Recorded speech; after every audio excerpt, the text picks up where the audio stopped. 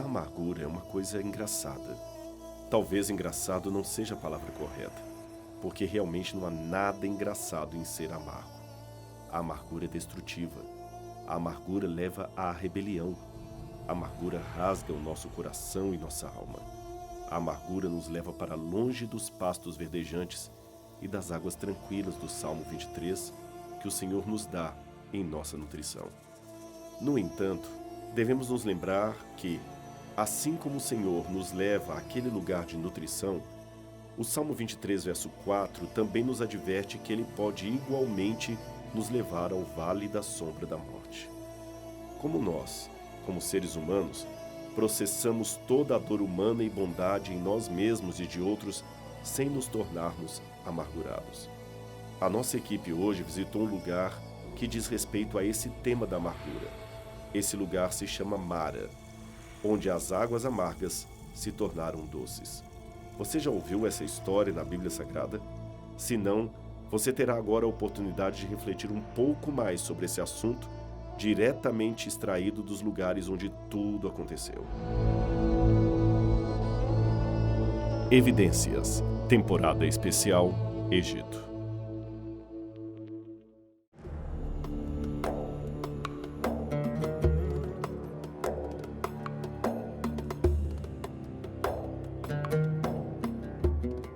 Depois Moisés conduziu Israel desde o Mar Vermelho até o deserto de Sur.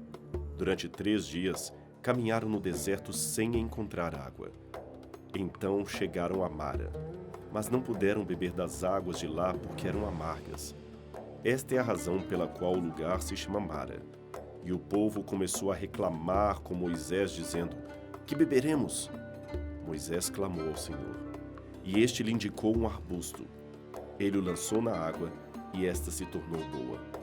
Em Mara, o Senhor lhes deu leis e ordenanças, e os pôs à prova, dizendo-lhes: "Se vocês derem atenção ao Senhor, o seu Deus, e fizerem o que ele aprovar, se derem ouvidos aos seus mandamentos e obedecerem a todos os seus decretos, não trarei sobre vocês nenhuma das doenças que eu trouxe sobre os egípcios, pois eu sou o Senhor que os cura."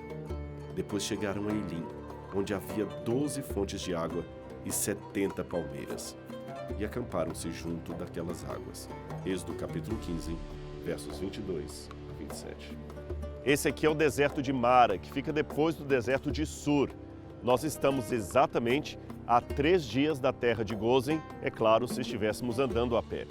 Foi por esse vasto local que o povo de Israel passou depois de ter atravessado o Mar Vermelho. No dicionário dos nomes bíblicos, o nome Mara é colocado como nome feminino. A origem do nome vem do hebraico com significado de amargura ou amargosa. Ainda esse nome diz respeito à justiça e se orienta e procura sempre fazer o que é bom e o que é verdadeiro. Este é um nome tomado por Naomi no Antigo Testamento. Veja Rute, capítulo 1, verso 20. Mas ela respondeu-lhe: "Não me chameis de Noemi, chamai-me de Mara, pois Shaddai me encheu de amargura." A Bíblia de Jerusalém, analisando o significado do nome Mara, dá a seguinte apresentação: Mara, a amarga, ou corrigindo, Mari, minha amargura, correspondendo a Noemi, minha doçura. Os israelitas libertados do Egito partiram em sua jornada no deserto em alguma parte da península do Sinai, e torna-se claro que eles não eram espiritualmente livres. Chegando em Mara, o lugar de um poço de água amarga, com amargura e murmuração, Israel recebe um primeiro conjunto de leis divinas e a lembrança da guarda do sábado. A escassez de água é seguida por uma falta de alimentos. Moisés lança um pedaço de madeira na água amarga, tornando-a miraculosamente doce. Mais tarde, Deus envia o maná e as cordonizes. O deserto é a terra onde Deus adquire seu povo. O tema da murmuração, a partir de agora, será uma perspectiva recorrente daquele povo peregrino, daquele povo chamado Israel.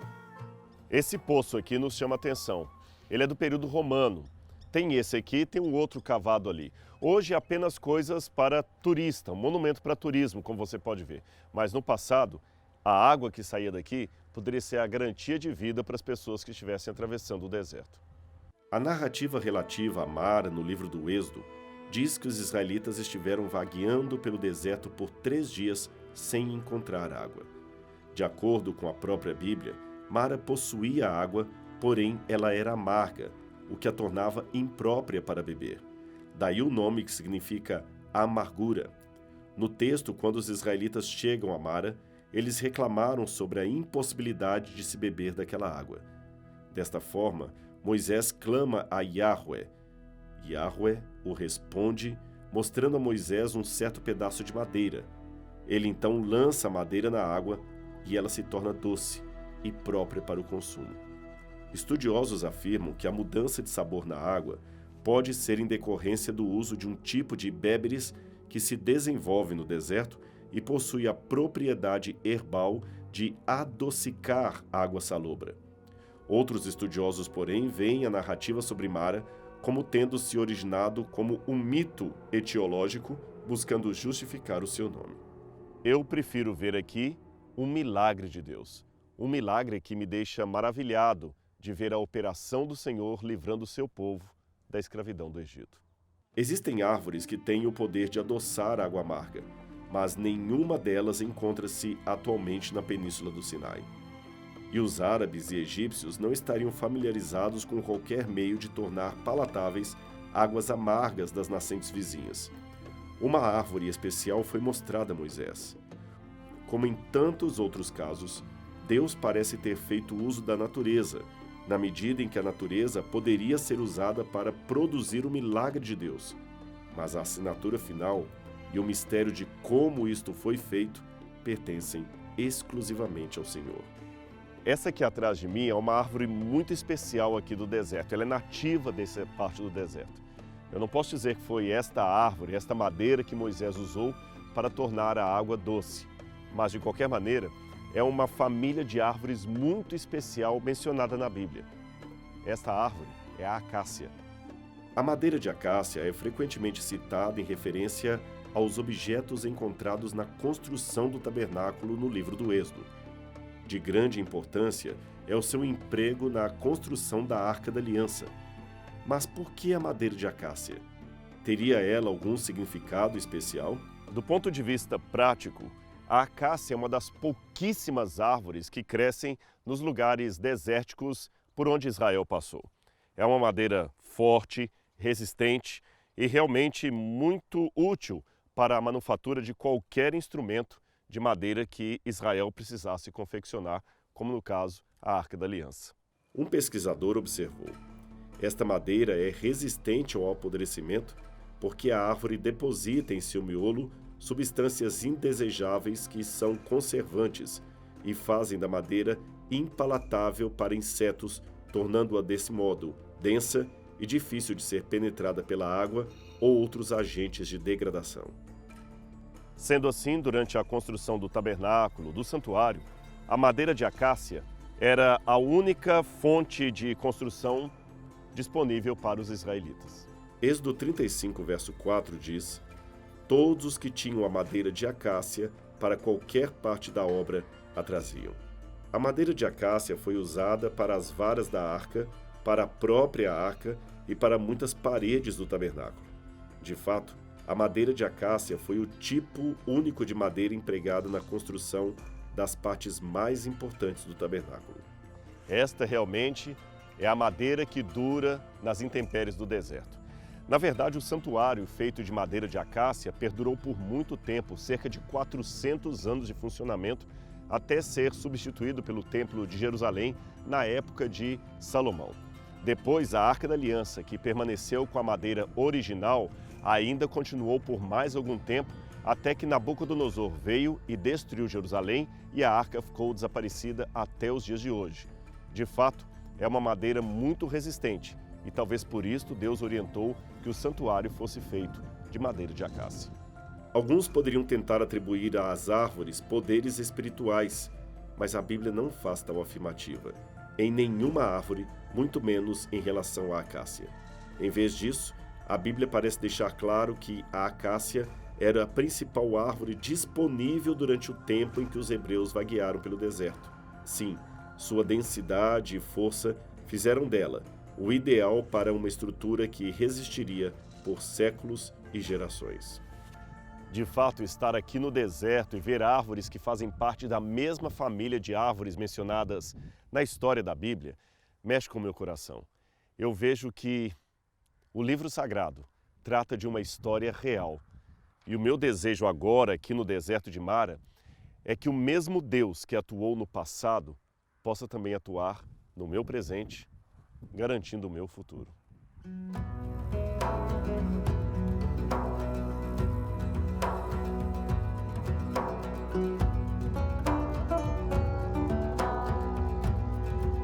A Bíblia o descreve como um lugar onde havia 12 poços de água e 70 palmeiras, e que os israelitas acamparam-se ali, perto da água. A partir da informação que pode ser adquirida em Êxodo capítulo 15, 23, Êxodo 16, verso 1 e Números 33, 9 a 11, Elim é descrito como estando entre Mara e o deserto de Sim, perto da costa oriental do Mar Vermelho. Ela estaria possivelmente ao sul do ponto de passagem dos israelitas e a oeste do deserto de Sim. Deste modo, Elim geralmente é acreditada como sendo provavelmente o local de Wadi Garendel, um oásis, a 100 quilômetros ao sudeste de Suez. Hoje, o Canal de Suez é uma das fontes de riqueza principais do Egito. Por isso, o governo, por questões de segurança, só permite filmá-lo assim, bem de longe, desfocado. Mas lá estão passando vários navios vindos da Europa, de outros países, para transportar as suas mercadorias. Esta realmente foi uma grande engenharia, um marco da construção civil do século XIX. O Canal de Suez, um importante setor naval do Egito, gerando milhões e milhões de dólares de lucro todos os anos, é um canal que foi construído para ligar o Mar Mediterrâneo ao Mar Vermelho. Isto com o intuito de ser usado como via de circulação de navios. Este canal artificial possui atualmente 195 metros de extensão, 170 metros de largura e 20 metros de profundidade. Sua construção foi muito importante do ponto de vista do transporte marinho, mas sem a sua existência, uma embarcação que saísse da Itália, por exemplo, com destino à Índia, teria de contornar o continente africano pelo Cabo da Boa Esperança. Antes da construção do Canal de Suez, o fluxo de mercadorias seguia por terra, entre o Mar Mediterrâneo e o Mar Vermelho.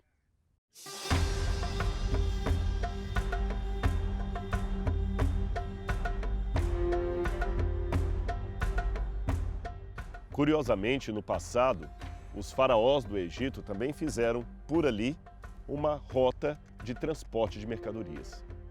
No 7º século a.C., o faraó Neco tentou construir um canal na região. Porém, mais de 1000 homens morreram no empreendimento que não foi bem sucedido. Um século depois, Dario, rei da Pérsia, também tentou fazer ali um canal, mas o seu empreendimento só foi completado 2 séculos depois, por ordem de Ptolomeu II, rei do Egito e da Grécia. O canal foi construído entre 1859 e 1869, obra executada pela Companhia Suez de Fernand de Lesseps. Cerca de 1,5 milhão de egípcios trabalharam em sua construção e destes aproximadamente 125 mil morreram, sobretudo de cólera. O governo do Egito e da França eram os principais proprietários do canal. A inundação oficial se deu em 17 de novembro de 1869. De Suez para os tempos bíblicos, vamos agora para o Monte Sinai. Foi nessa terra onde tudo aconteceu, mas a nossa aventura ainda continua.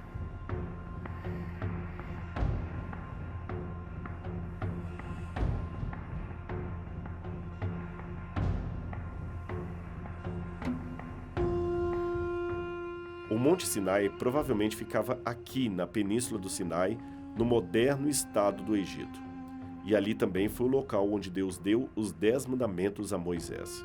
Os israelitas foram para o Monte Sinai depois que escaparam da escravidão do Egito. E lá tiveram um encontro especial com Deus e fizeram uma aliança com ele. Em 527, o imperador Justiniano fundou aqui pertinho o mosteiro de Santa Catarina, em homenagem ao lugar onde Moisés subira para receber os 10 mandamentos.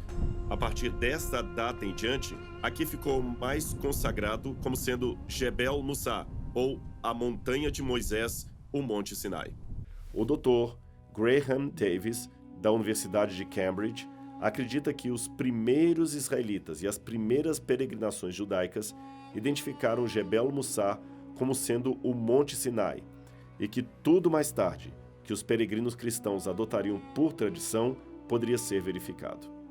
Estudioso do Antigo Testamento, R.K. Harrison declarou na Enciclopédia Bíblica que Jebel Mussá parece ter desfrutado de santidade especial muito antes do tempo dos cristãos, culminando em sua identificação com o Monte Sinai. De qualquer modo, vários fatores sugerem que os israelitas fugiram para o sul no Sinai e que o Monte Sinai deveria estar localizado ali, no setor sul da península. Primeiro, Êxodo capítulo 13, verso 17, alertou contra as viagens pelo caminho da terra dos filisteus. Essa rota, que abraçava a costa setentrional, era a principal rota militar usada pelos faraós e era fortemente guarnecida. Como parte principal do caminho, essa estrada estaria sendo vigiada pelos egípcios ou por grupos militares a favor dos egípcios. Em segundo lugar, Deuteronômio capítulo 1, verso 2, localiza o Monte Sinai como sendo a jornada de 11 dias, a partir de Kadesh Barneia. E aqui temos uma nota que se encaixa melhor com o Monte Sinai localizado em algum ponto da Península Meridional e não na Arábia Saudita. Em terceiro lugar, os israelitas parecem ter perdido a localização exata do Monte Sinai depois de 850 a.C. Isto aconteceu quando Elias fugiu para o Monte Santo. Se a montanha sagrada estivesse localizada nas montanhas mais frequentadas do norte, certamente sua localização seria finalmente lembrada. Além disto, alguns locais mencionados na jornada do Monte Sinai a Kadesh Barneia sugerem uma rota para o sul, e se as várias identificações provisórias forem plausíveis, esta também o será, com destaque e louvor. De todas as argumentações possíveis, é mais lógico presumir que o Sinai estivesse em algum lugar aqui no sul da Península do Sinai, em algum canto dessa cordilheira que está atrás de mim. E há muitos acadêmicos que acreditam nisso. Por exemplo, nós podemos citar o egiptólogo Dr. David Rowe, também o Dr. Graham Davis, de Cambridge University, o Dr. Thomas Williams, professor de teologia na Regina Apostolorum Pontifical Atheneum de Roma.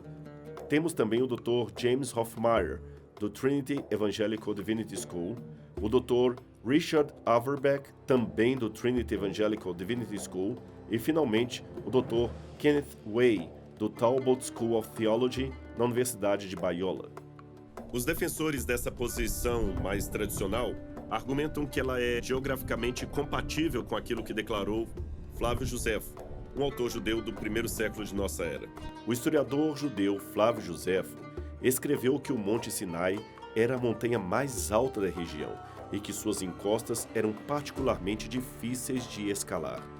O conglomerado de montanhas do Mosteiro de Santa Catarina, que inclui Jebel Mussá, é facilmente o maior alcance de montanhas da Península do Sinai. Mas nem toda a tradição me parece plausível. Por exemplo, dentro do monastério de Santa Catarina, tem uma pequena árvore que muitos dizem ser a sarça ardente original da qual Deus teria falado com Moisés. Mas isto é apenas uma lenda medieval e nada mais.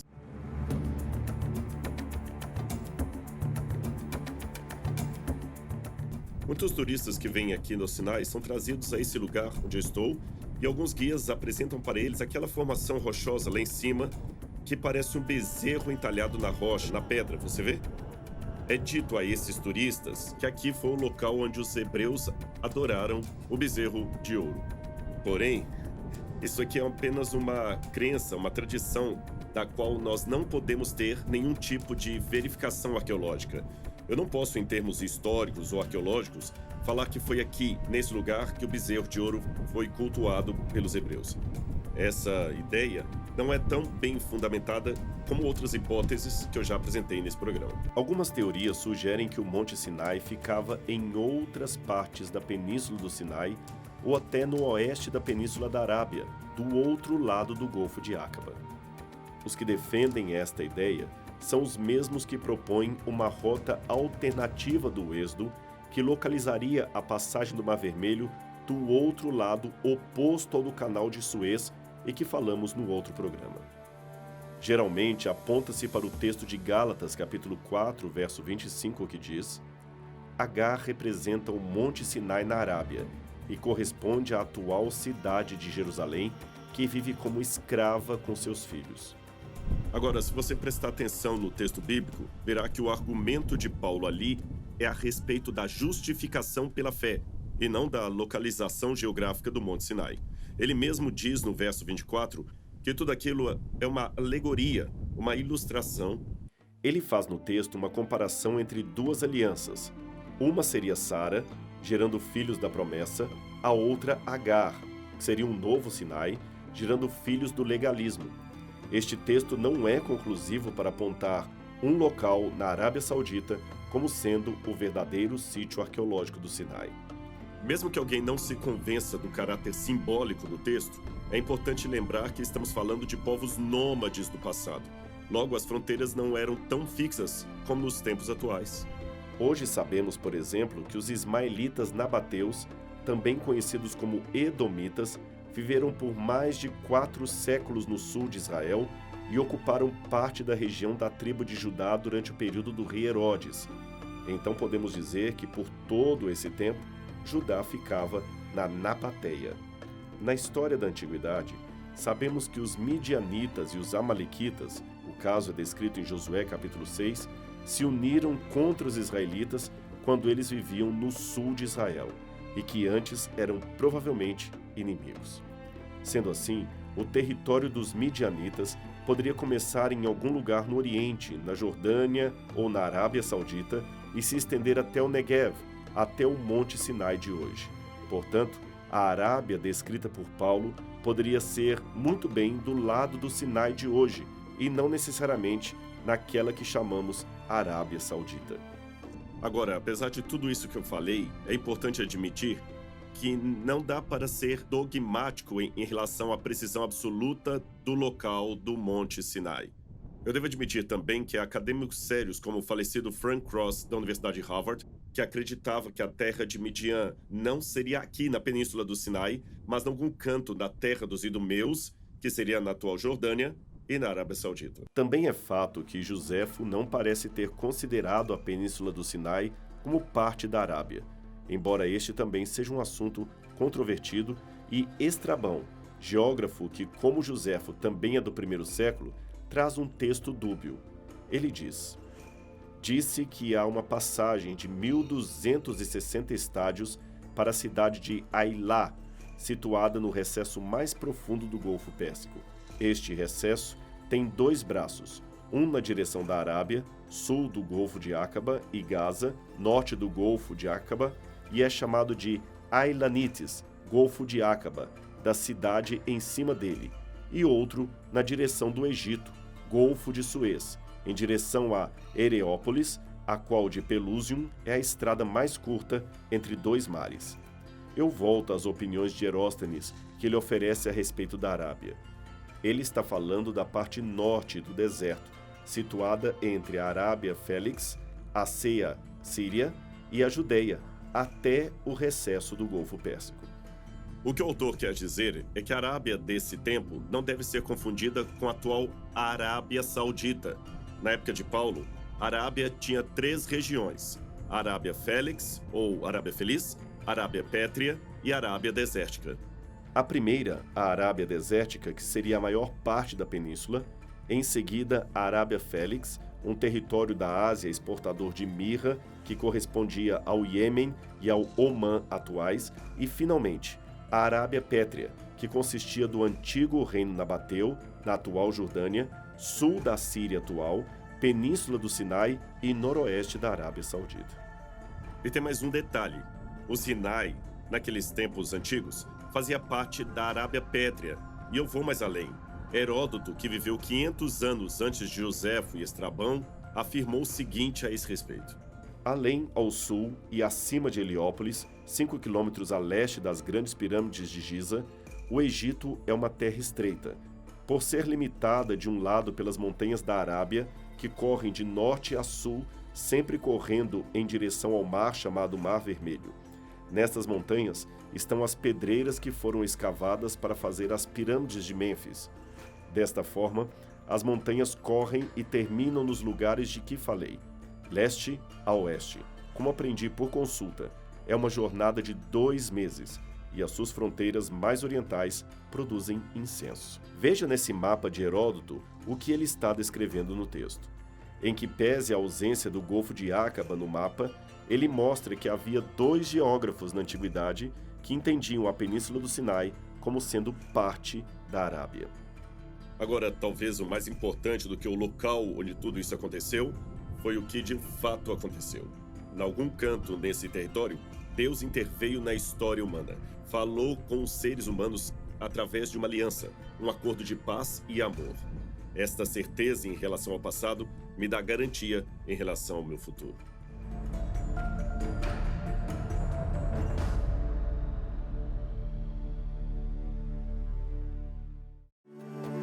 Semana que vem no Evidências.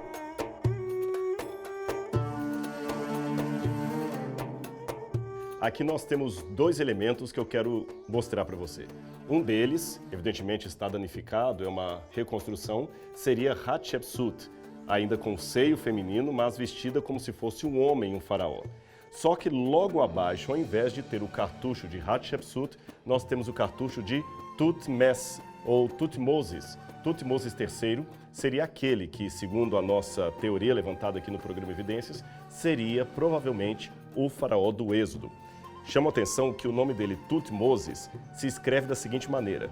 Tut, ou Tot, é o deus escriba, aquele que produzia todos os relatórios do julgamento final. E a palavra Mes, ou Mose, significa nascido do deus Tot. Quase todos os faraós e monarcas da 18ª dinastia tinham o nome de uma divindade acoplado a esta forma final, Moses. Por exemplo, A-Mose, nascido do deus A. E o herói da Bíblia, qual o seu nome? Moisés. Provavelmente apenas Mose, aqui estaria o nome de Moisés em egípcio. Estaria faltando, portanto, ao nome de Moisés, a parte divina. Qual deus representaria? Uma hipótese? Talvez Rapimose, mas quando ele se converteu ao Deus verdadeiro, ele tirou o Rapi do seu nome, ficando apenas Moses.